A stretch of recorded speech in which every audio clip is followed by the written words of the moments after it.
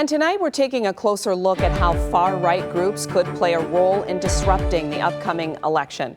Groups like the men who were charged with trying to kidnap Governor Whitmer are now putting a new light on domestic terrorism in our country.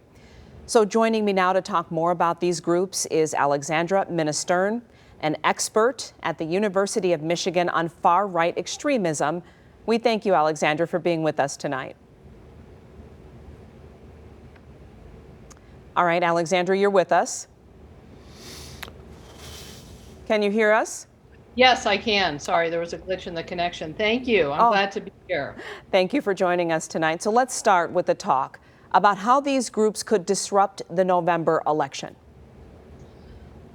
Well, first I'd like to start off by pointing out that there are poll watchers and poll challengers that can legitimately be at polling stations and be out and about on November 3rd.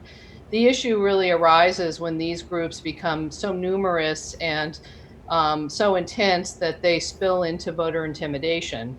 On top of that, we've seen in our very own state and really across the country the rise of a number of far-right groups that are looking towards the November 3rd election to disrupt democratic processes. So why are these groups more prevalent during this time and specifically the pandemic? Well, I would say that on some level, these groups were emboldened in the context of the pandemic. Many of them were protesting the public health measures that were laid down in our state and in other states. And they also view this as a very consequential election and want to get out there. Some of them are responding to President Trump's call for an army of, quote, volunteers to monitor polling stations. So there's a variety of reasons why they're there, but it's in a situation where it could come to something of a head on November 3rd. So can you talk to us about how social media plays a role in helping these groups to keep in contact and even recruit new members? Yeah, we know from looking at the criminal complaint and the information we have about the now 14 men that were involved in the plot against the governor and other anti-government activities that they used private Facebook pages to communicate with each other as well as encrypted technologies.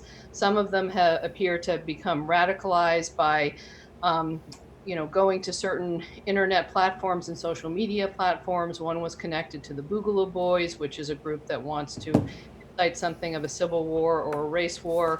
So on the one hand, social media plays an extremely important role and has played an extremely important role in the genesis and the intensification of these groups. At the same time, these groups, many of them have been deplatformed on social media. So it's kind of a back and forth situation in terms of the role of social media. Are there behaviors that are unique to groups in our state?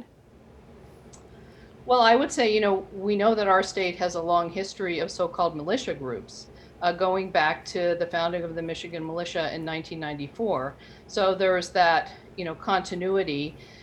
In addition, we know that there are chapters of some of these different types of groups that are based in Michigan, and there are also the formation of new groups, such as the so-called Wolverine Watchmen, which really came together in the spring and summer of this year. So yes, I think Michigan is really in the spotlight now because of the plot against the governor, and that also reflects this state's longer history of violent extremists of these types of groups and also of white supremacists.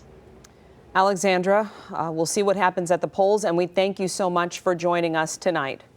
Thank you.